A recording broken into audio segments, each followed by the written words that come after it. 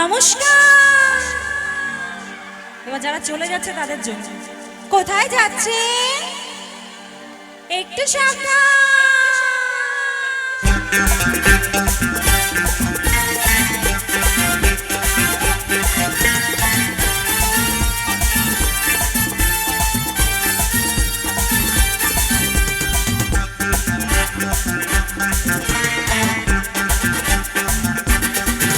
কারো পকেট বড়, কারো পকেট ছোট।